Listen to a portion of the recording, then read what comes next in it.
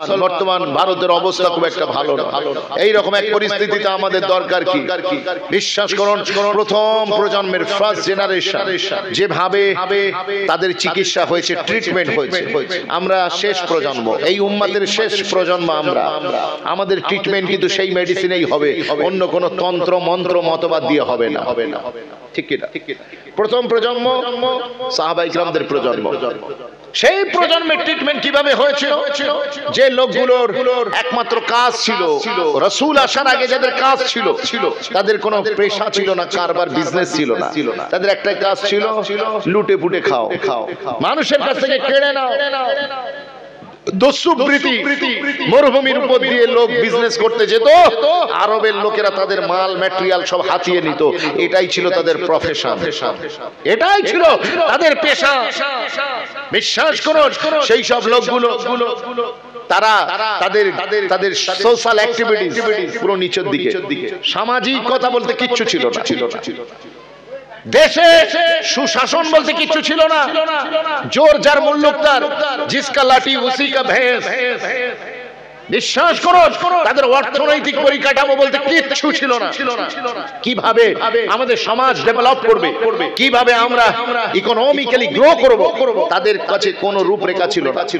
আর যদি তাদের ক্যারেক্টারের কথা বলেন, আল্লাহু আকবার কাবীরা, তারা বিবি রাখতো একটা দুটো পাঁচটা সাতটা দশটা, কোনো নিয়ম নীতি ছিল। দাস দাসী তাদের সাথে তারা অনৈতিক কর্মকাণ্ড করত, নিজের সন্তানকে তারা হত্যা করত, বাপ মাকে মানুষ বেচার হাটে বেচে দিত, কন্যাদেরকে মাটি খুঁড়ে জমিনের নিচে পুঁতে দিত।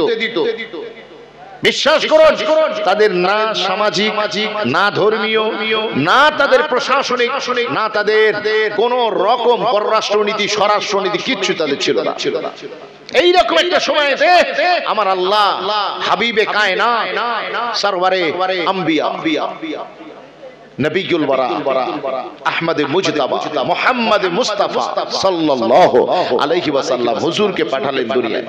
যেই পাঠিয়েছেন, পাঠানোর সাথে সাথে বিপ্লব এসে গেল।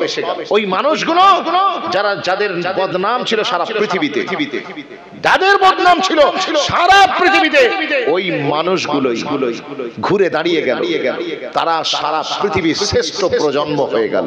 জোরে বলুন সুবহানাল্লাহ।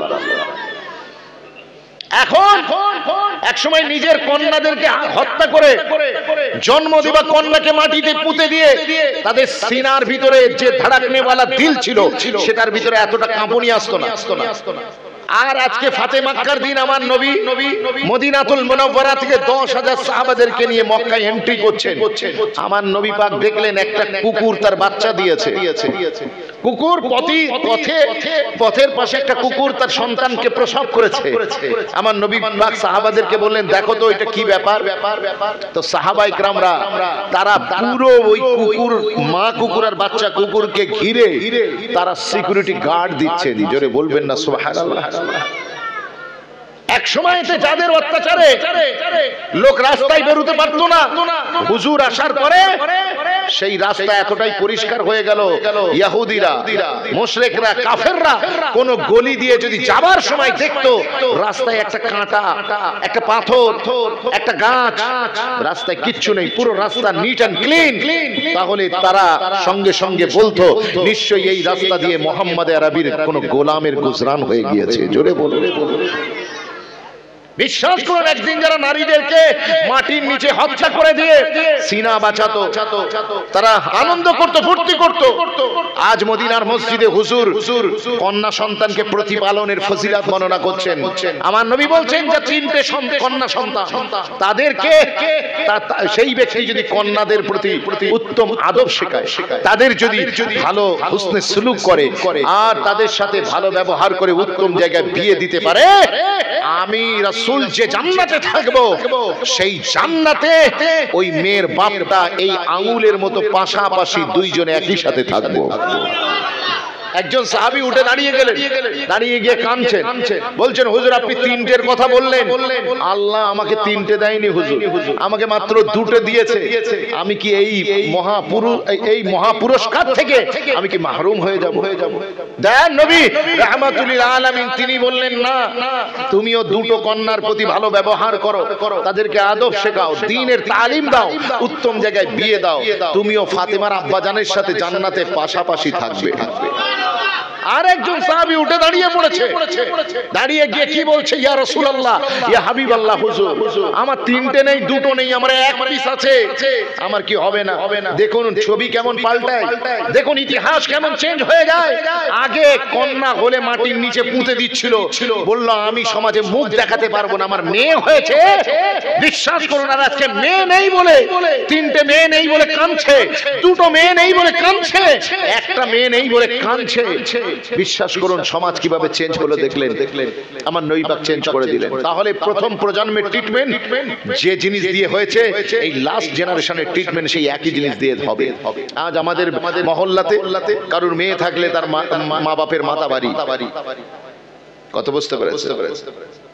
কিছুদিন আগে এই চিত্র ছিল না, যদি পাড়ায় একটা মহিলা থাকতো বিয়ের উপযুক্ত থাকতো, পাড়া সব লোক মেয়ের বাপকে বলতো তুই চিন্তা করিস না, আমরা আছি, সবাই আছি, সবাই মিলে হবে, সবাই মিলে দায়িত্ব নিয়ে আমরা করে দেবো কাজটা।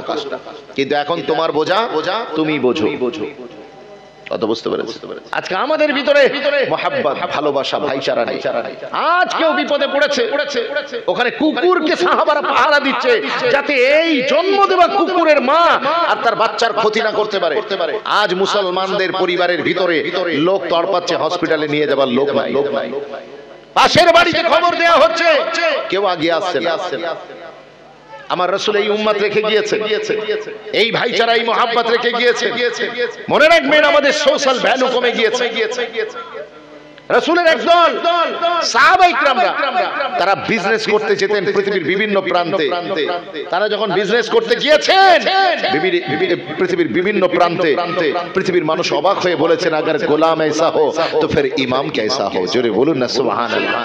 আর আজকে আমাদের মুন্সিরহাট বাজারে আপনি চলেন, মাশাআল্লাহ হুজুর কেবলা আসছে, একটু উঠে দাঁড়িয়ে ইস্তিকবালে আমরা তাকবীর দিই, নারায়ে তাকবীর, নারায়ে তাকবীর। হুজুর কেবলা